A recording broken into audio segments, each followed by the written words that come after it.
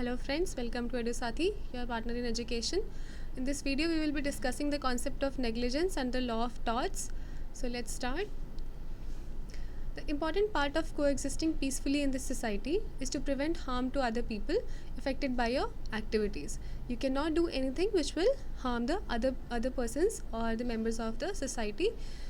So consequently, law says that you owe a duty of care to the people who may be affected by your activities. Whenever you omit to undertake this duty of care, the concept of negligence or the tort of negligence comes into existence. So what constitutes a tort of negligence? There has to be a duty of care which is not performed and a damage results out of that non-performance of the duty of care. We can take an example that many of us, for decorative purposes use flower pots. For example, there's a window and a flower pot has been put on that windowsill which is not maintained properly by its owner. So if there is no maintenance, proper maintenance, there was a duty of, the duty of care to be taken by that owner to maintain that flower pot properly. So if you live on a third or fourth or any floor above that, there's a possibility of that flower pot falling on the road or the passerby. So in this case, that happens, flower pot falls on the passerby's head, which will result in the damage. So here there was a duty of care which was owed by the person towards the other passerbys, which will be affected by the falling of the flower pot. So in this case, the duty of care is not performed because it was not maintained properly. So it will result in the tort of negligence.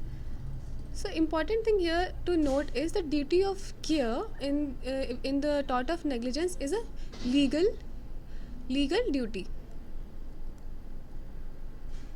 Legal duty, which is different from social, moral or even religious duties.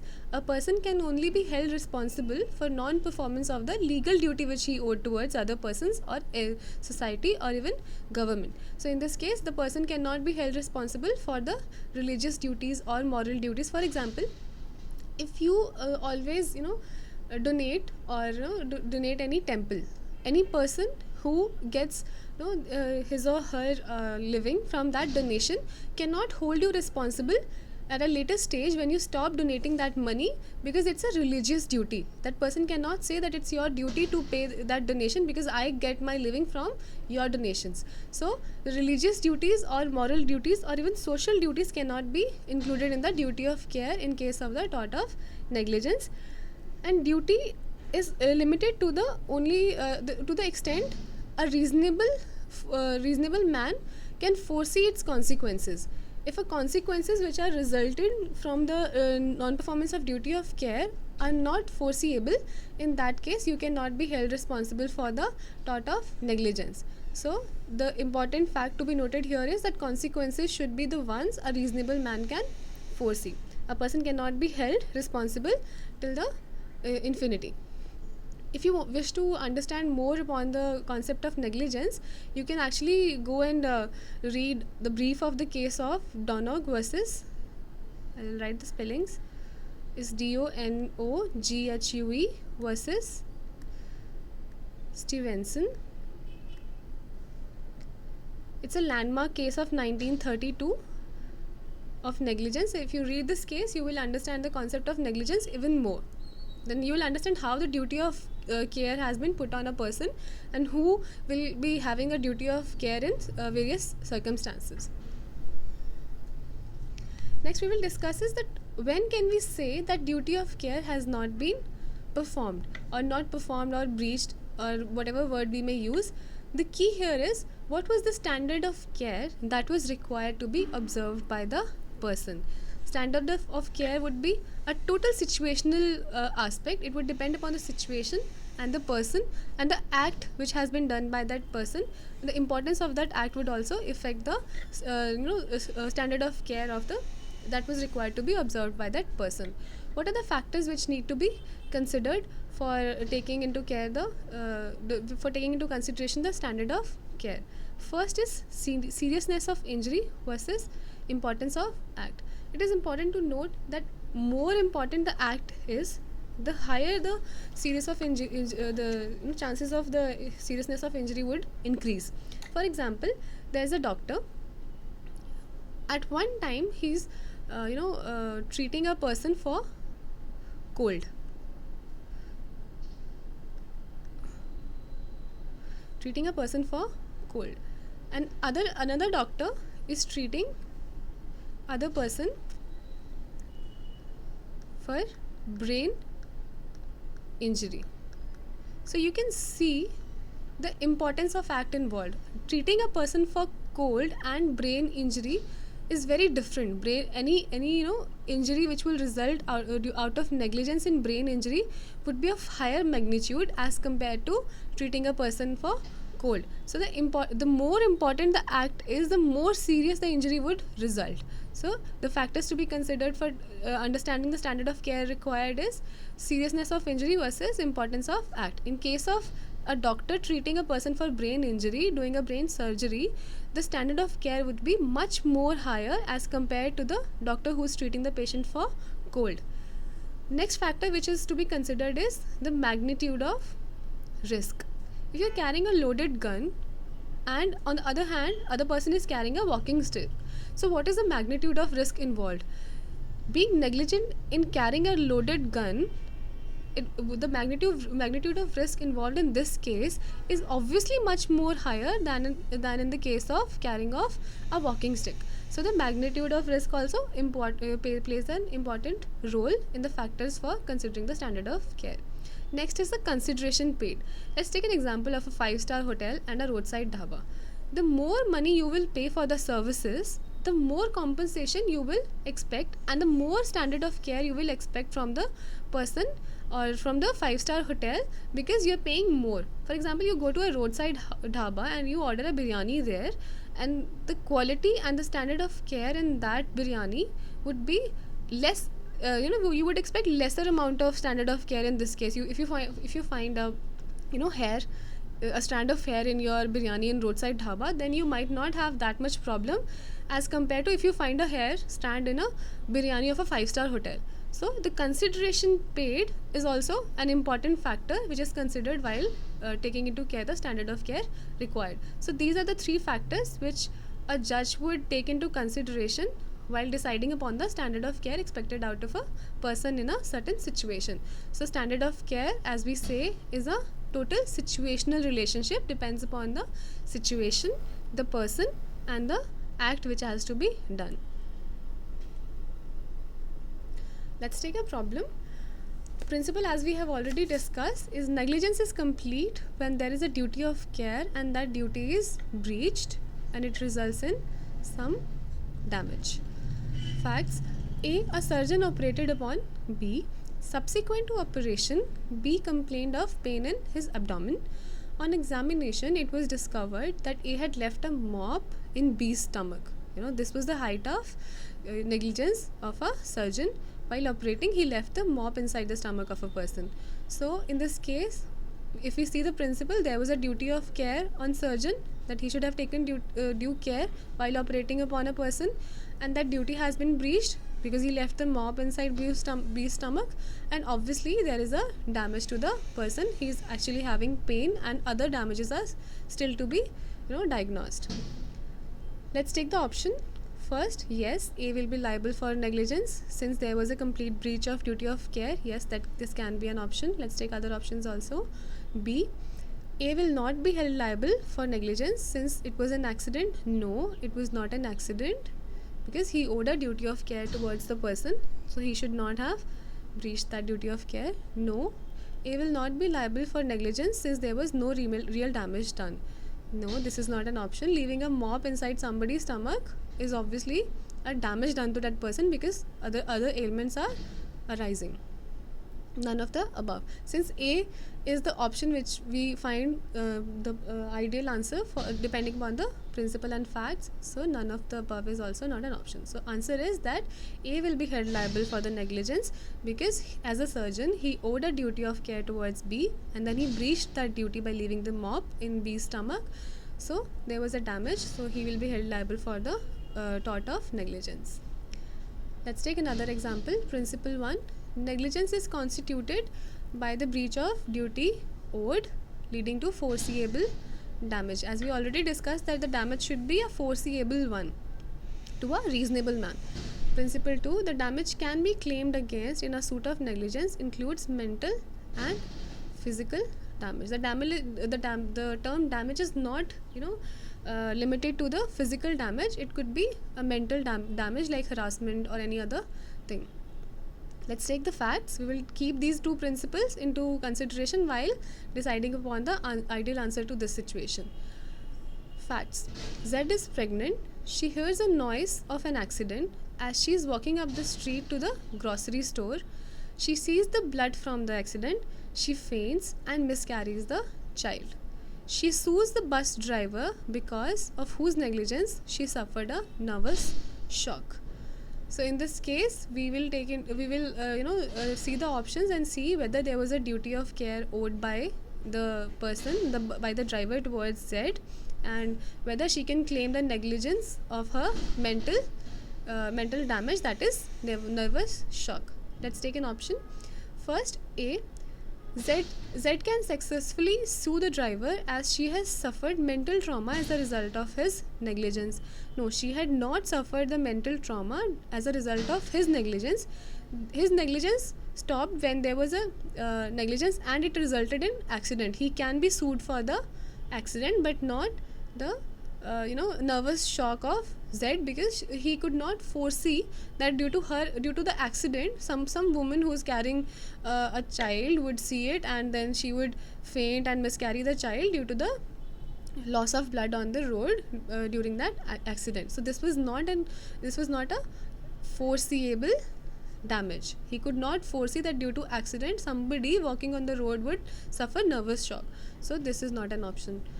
B. Z cannot successfully sue the driver as the damage she had suffered is not reasonably foreseeable. So this can be an option. C. Z can sue the driver but not for this damage. No, Z cannot sue the driver because she was not in the bus. She was not in the vehicle which she was driving. So she was not directly affected by the accident or the negligence of the driver. So she cannot sue driver for other damage other than the nervous shock, even if she is allowed to do that. The driver owed no duty to Z. Yes, the driver owed no duty to Z, but this is not the answer. We have to just decide upon the fact that whether she can sue him or not. So this is not an answer. This is just a statement which is given in support of the answer. So B is the correct answer, that Z cannot successfully sue the driver as the damage she suffered is not reasonably foreseeable. Also, he did not owe a duty of care towards Z. So this is in support of the answer, but this cannot be an answer. So the right answer is B. Let's go to the next concept, that is contributory negligence concept. The contributory negligence is used to describe the action of an injured person that may have also caused or contributed to his own injury. Any of the actions of the injured person which has contributed to his own injury. In case of contributory negligence, the amount of damage may decrease to the extent the person has contributed to his own injury. At times, it may even prevent you from getting any damages. If you have contributed to the cause of your injury, then the result would be that your damages or compensation that you might receive for the tort of negligence or the injury that has been occurred to you, that amount would be reduced to that extent, or it may result in preventing you from getting any compensation at all because you were equally responsible or responsible to an extent. So this is upon the court to decide that what is the extent of contribution by the plaintiff himself to his own injury. So the damages would be reduced, or you may not be given any kind of damages. This is the result of contributory negligence. Let's take an example. If A was hit by a bike while crossing the street, but actually A had jumped into street without looking first, and then A's carelessness will be taken into consideration while awarding damages because he contributed to his own injury. Even if the biker was riding rashlessly, in that case he will not be held liable for the contributory negligence by A because he did not look first and just jumped into the street. So the damages would be decided upon the extent of depending upon the extent of contribution by A in his own injury. Let's take an example on this concept. Principle: negligence is constituted by breach of duty owed leading to foreseeable damage. This is the first principle of negligence. Principle 2: if the victim contributes to the injury causing circumstances, the liability of the wrongdoer is reduced to that extent. So this is the additional contributory negligence principle. Let's take the facts. X was a driver of a bus. Y was a passenger who was sitting near the window so that his elbow was outside the bus. So his elbow was outside the bus while sitting in the bus. X, in trying to overtake another bus, collided against it, and Y sustained fracture in his arm. So there is an injury. There is a negligence also. He was trying to overtake, and then he collided with it without taking reasonable care. So there was a negligence and injury also. Y was a pianist and sought damages not only for the injury caused but also for the loss of livelihood because he broke his arm, so he cannot play piano. So he asked for the damages for the loss of his livelihood caused to him by his inability to use his hands to play piano. So in this case, let's apply the principle to it. First, there is a duty of care. X has a duty of care towards every passenger. So Y is a passenger, and that duty of care was breached when he was trying to overtake the bus and it collided with another bus. Next principle, the foreseeable damages. In this case, it was not foreseeable damage because he might not be aware of the fact that he's keeping his elbow outside the bus. So this was not a foreseeable damage in this case. Next principle is when the victim contributes to the injury causing circumstances.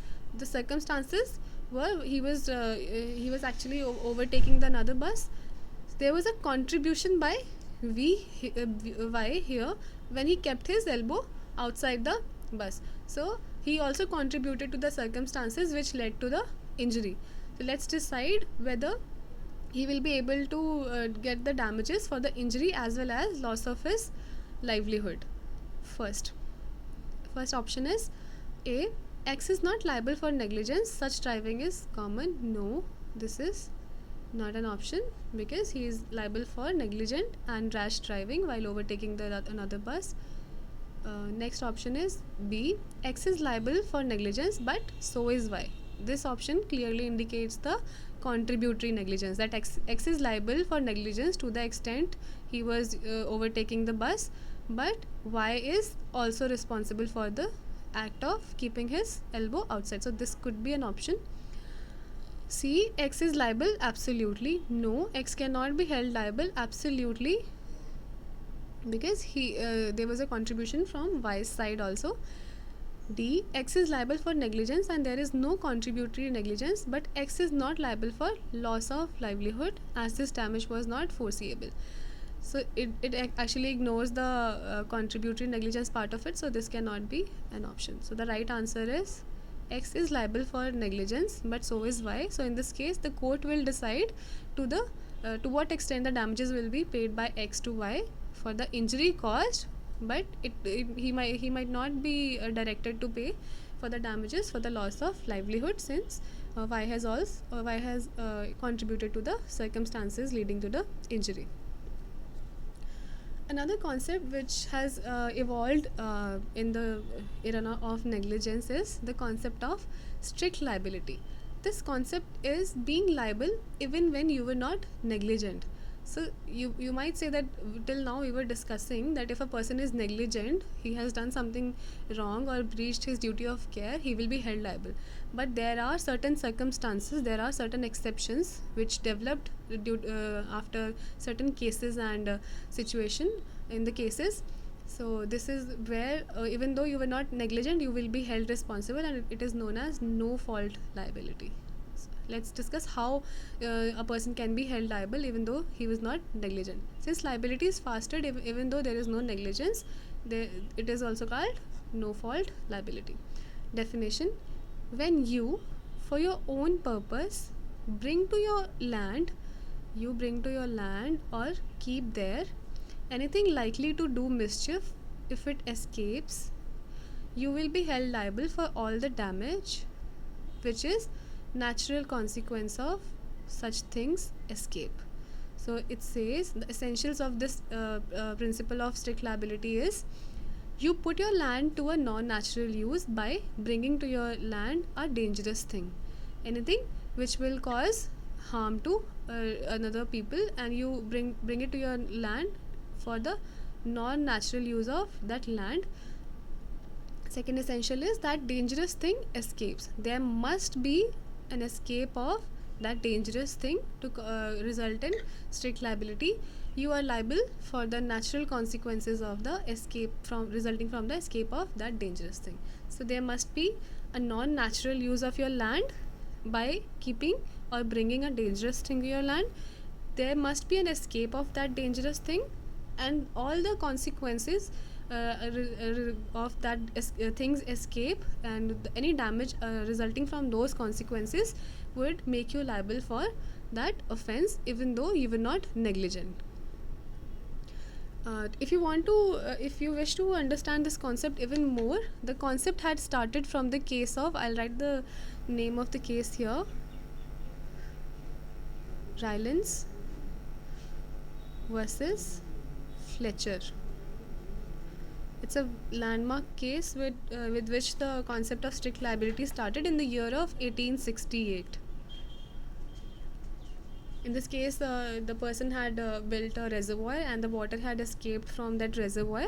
Even though that person was taking reasonable care, one of the judge of the bench held responsible that person, and the concept of strict liability or no fault liability evolved from this case. So you can read the brief of this case from Wikipedia or any of the websites, and you will understand the evolution of this concept, because this was initially not the part of negligence. So the law of torts gradually evolves in different cases. So the concept of strict liability was added to the as a part of negligence.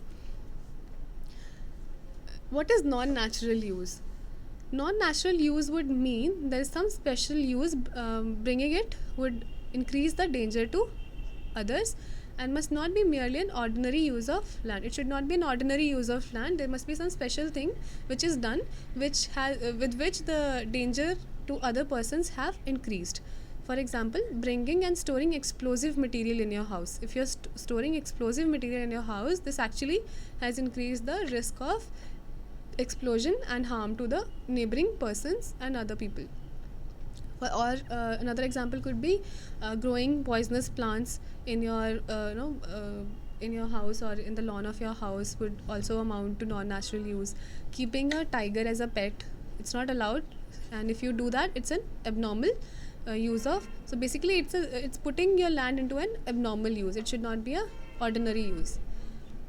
The only thing which needs to be taken care of is that use is proper and suitable according to the land. It would amount to ordinary use.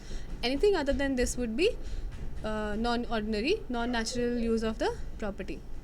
And that thing should be dangerous. Anything that is likely to do mischief upon escape. It should be dangerous enough to harm other people if it escapes. Example, tiger may escape and cause mischief. If you are keeping tiger as a pet, then it will definitely cause harm to other people if it escapes. Or branches of poisonous plants, if you have grown them in your lawn, may grow out of the boundaries and it might harm other people. Or explosives may explode, like in the first example, you stored the explosives in your house. The defenses to the strict liability are limited. We had discussed the defenses to the strict liability in the first video. There were around eight defenses available, but in this case only 5 defenses are available. The strict liability concepts have actually limited the scope of defenses available to the defendant in case of the negligence. These are plaintiff's act, vis major or act of God, act of third party, plaintiff's consent, that is voluntary non-fit injuria, and statutory authority. So these are the defenses which are available in the concept of strict liability. Let's take an example. The principle says the rule of strict liability provides that the person who for his own purpose brings to his land and keeps anything likely to do mischief, if it escapes, is answerable for all the damage which is the natural consequence of only and exclusively of its escape. Let's take the facts. A was a biologist. During research on medical effects of poisonous mushrooms, for this purpose he had grown in his backyard several poisonous mushrooms. So this is a non-natural use of the land, growing a poisonous mushrooms. While playing cricket, A's ball flew over the fence and he jumped into the A's backyard. B jumped into the A's yard to retrieve the ball, but was fascinated by the mushrooms and tried to taste one of them. But later on, he felt severely ill afterwards. B sued A for growing poisonous plants in his house and wants to hold his strict liable for his action, decides. So in this case, we can say there was a non-natural use of the land. However, we will also take into consideration the, let's go to the previous slide, where what are the defenses available in this case to the, what are the defenses available in this case to the defendant. So in this case, the plaintiff himself jumped into the backyard of the A and tried and tasted the mushrooms. So the defense of plaintiff's act can be used by A in this case. So let's take the examples in which we will understand how he can be held liable or not. A is liable for growing poisonous mushroom is a non-natural use of the land. We agree that it's a non-natural use of the land, but there must be an escape of that thing which will result in the damage to other person. So there was no escape in this case, so he cannot be held liable for the strictly held liable for the growing of mushrooms. So this is not an option. B, A is liable as he should have kept his poisonous mushrooms in place where they were totally inaccessible to anyone else. By failing to do so, he has caused escape of a natural thing that he had brought on his land. In this case, he had taken reasonable care. There was no escape and he had put a fence.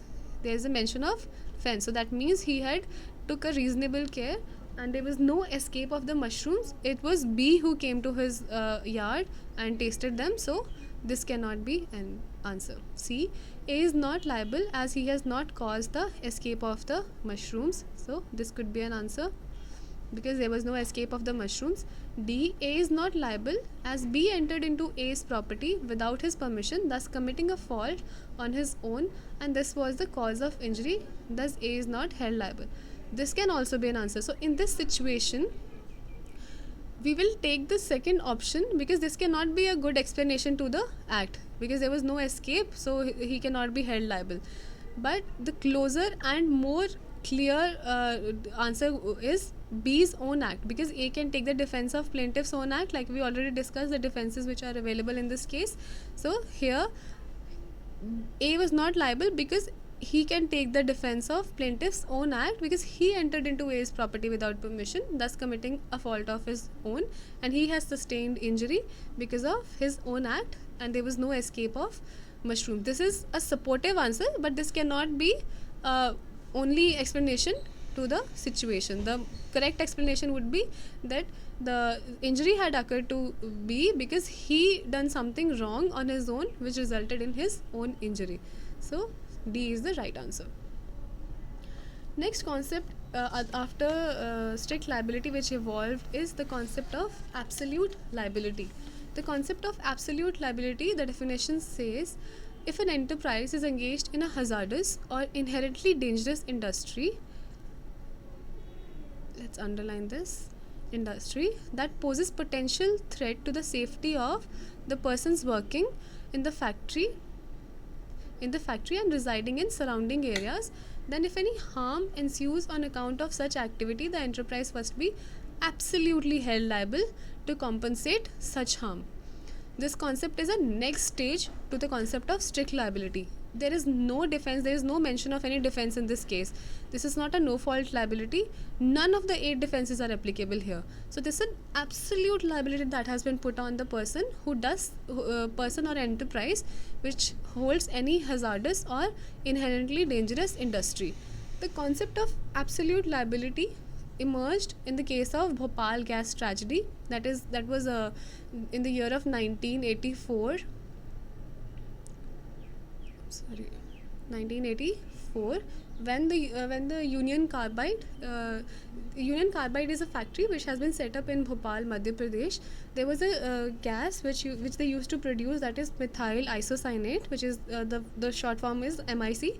The MIC leaked on the night of 2nd December. The catastrophe has happened on the night of 2nd December. This was the worst gas leak case in the whole world. Approximately 5 lakh people were exposed to the poisonous gas, and many died, and the next generations of Bhopal are still facing some problems due to the exposure of that gas, and they are still facing the genetic problems. So the concept of absolute liability started with that. MIC was absolutely held although there are certain certain discrepancies in this case. The amount of compensation given was very less in this case. You can actually read the brief of this case on net, Bhopal gas tragedy. You will just write down the Bhopal gas tragedy, so you will get the facts of the case and all the intricacies involved, and how the concept of absolute liability was evolved by the judges of judges of India. So this was the case when the concept of absolute liability was had emerged in India. Another case which you can also read is MC Mehta case, MC Mehta versus Union of India, popularly known as Oleum gas leak case. This happened after the Bhopal gas tragedy in the year of 1986. The principles of absolute liability, the concept of absolute liability, were also applied in this case. However, the evolution started in 1984 after the Bhopal gas tragedy in Bhopal. So this concept states that the enterprise has to be held absolutely liable for the harm resulting out of the escape of anything from the hazardous or inherently dangerous industry. So this is the concept of absolute liability. Let's take an example. Principle: whoever stores potentially dangerous substance which is likely to escape and cause substantial damage to people, and such thing escapes and causes damage, will be held absolutely liable for his acts. Right? Facts of the case are: Sidney Crawford and Matthew Haggard are wildlife correspondents. They own a rare species of animal called liger, which is a crossbreed of a tiger and a lion. Right? So you can understand the how dangerous the animal could be, since it's a crossbreed of these two dangerous animals. It was domesticated by them and always kept under lock and key, and over a period of time it had become quite tame. One day, as the cage was unlocked, the animal escaped and thereby killed 2 children. So let's apply the principles. It's a potentially dangerous substance or animal in this case. Even though it was tamed and domesticated by them, but the inherent nature of that animal is that it is dangerous, and it can attack people due to its inherent nature. So it's a potentially dangerous substance and animal in this case. It has escaped and caused damage, that is the animal escaped and killed 2 children. So the principle clearly applies in this case, and these 2 people, Sidney Crawford and Matthew Haggard, must be absolutely held liable for their act, because they did not took reasonable care, and the animal had escaped from their cage. Let's take the options. A: yes, since the animal had escaped from their custody and had caused the damage to life. This could be an option. Yes, because it has escaped from their custody and has caused damage to life. No, because children must be held liable. This cannot be an answer in any circumstance. Yes, because they should not have domesticated such wild animal. No, this is not an answer. The reasonable explanation is that it has escaped from their custody and it has caused damage to life. No, because they had not anticipated the normally shy animal would become so violent. No, the defense of reasonable care and anticipation is not available to them, because this is a case of absolute liability. So A is the first answer is the right answer, because the concept of absolute liability applies in this case. Next concept we need to discuss is remoteness of damage. Remoteness of damage refers to the extent to which a defendant is liable for the consequences of his wrongful act or omission. If a person has done something wrong, that person will be held liable for the reasonable consequences a reasonable man could foresee, and the damages resulting from those consequences, and not till infinity. A person cannot be held responsible for anything happening after the act or due to the further consequences of that act. So the remoteness of damage is to be determined by these two tests: test of directness and test of reasonable foresight.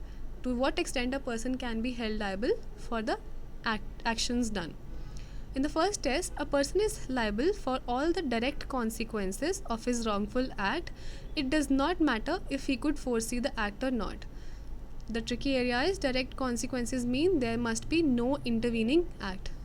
This test says that a person can be held liable till the extent they were all direct consequences of his wrongful act. However, the directness would mean that there must not be any intervening act in between. Like A has done something and there is an injury here to B.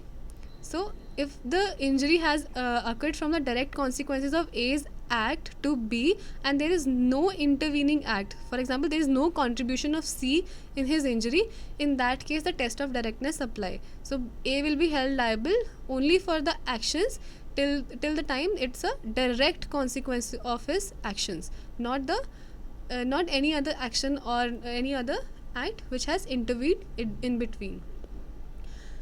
Next test is test of reasonable foresight. Liability is only for those consequences that could have been reasonably foreseen by a man placed in the circumstances of a wrongdoer. Tricky area is foresight of a reasonable man and not the actual wrongdoer. Wrongdoer cannot see that I could not foresee and that's why it's not my fault. But the reasonable man's foresight would be taken into consideration by the judge while deciding upon the case. It's not the foresight of the wrongdoer. We had discussed the example of that lady who was miscarried her child due to nervous shock. So in that case, a driver or any reasonable person could not foresee that due to a loss of blood on road during an accident, any woman would suffer a nervous shock, thus leading to miscarriage. So this was a reasonable foresight of a reasonable man. So in that case, a person will not be held liable. So these are the two tests which are used to take into consideration the remoteness of damage and liability of the defendant. The problem of remoteness of damage. So let's take another example. Victoria goes to Britney's skin research center and beauty clinic to get a facial done. The facial cream used had certain chemical that reacted on Victoria's skin and gave her blisters. So there was a negligence. So that ruined her prom plan with her boyfriend Charles, who as a result broke up with her. So the question arises, what should be the extent of the research center's liability and to what extent she can hold them liable? What is the extent of liability of Britney's skin research center and beauty clinic? So in this case we can see that due to facial, Victoria had received blisters. So the research center or beauty clinic can be held liable till the point she has any problems from the blisters and not all the resultant consequences out of blisters. They cannot foresee that she had a prom plan and her boyfriend Charles would actually break up with her due to these blisters and the ruined prom plan. So these circumstances would not be taken into consideration while deciding upon the damages. So remoteness of damages provide a person should be held liable for only those circumstances which are proximate from his act. He cannot be held liable ad infinitum. It's a little latent term which says you cannot be held liable till infinity. Infinitum means infinity. There has to be a full stop to some at one point of time to decide the liability of the tortfeasor. He cannot be held liable till infinity, because anything which is proximate to from his act can be taken into consideration while deciding upon the damages, and not every other consequence or problem which has arisen due to that problem. So in this case, the research center would not be held liable for all the damages if she claims for her ruined prom plan and break up with her boyfriend. So these are not the situations which will not be taken into consideration. Let's take another example. Principle: a person is held guilty only for the results that are foreseeable consequences of his act. So it says foreseeable consequences are the consequences which can make person liable to pay damages for the actions. Let's take the facts. BSNL's workmen dig a 10-foot deep trench near Children's Park to lay a telephone line and barricade it. On account of unexpected rainfall at night, the trench is filled with water. Golu, a boy aged 6 years, falls into the trench while trying to retrieve his cricket ball. And when 3 of his friends try to rescue him, they also fall into trench, and all four kids die of drowning. The parents of all 4 children sue BSNL. Right? So in this case, a reasonable man would say that if you're digging a 10-foot deep trench near a children's park, there has to be a more amount of reasonable care that has to be taken care of, because you know that children's play in that park, and children are less understanding. They have a lesser foreseeable side, that they would not know what can harm them. So there was a greater amount of reasonable care required by BSNL's workmen. And when you know that there was an unexpected rainfall, they should have taken taken reasonable care after that, and taking into account the new factor which will result in the harm to children's playing in children park. So let's take the options. A, BSNL is liable only to Golu's parents. No, all 4 kids have drowned due to the carelessness of BSNL's workmen. B, BSNL is liable to all the to parents of all the 4 kids. Yes, so this could be an answer. C, B is not liable since it had taken all necessary precautions by barricading the trench. So this was not the only thing they should have done. Barricading, either the barricading should have been done properly so that nobody can cross the barricade. So if the children were able to cross the barricade, so this was not the reasonable care. So this is not an option. They are not allowed to take this defense. BSNL is not liable for the carelessness of parents. No, they cannot hold their parents liable for their own actions, their own negligence. So the right answer is BSNL is liable to the parents of all 4 kids. So this is the right answer. So thank you. I hope the concept of negligence is clear to you. Thank you for being with us.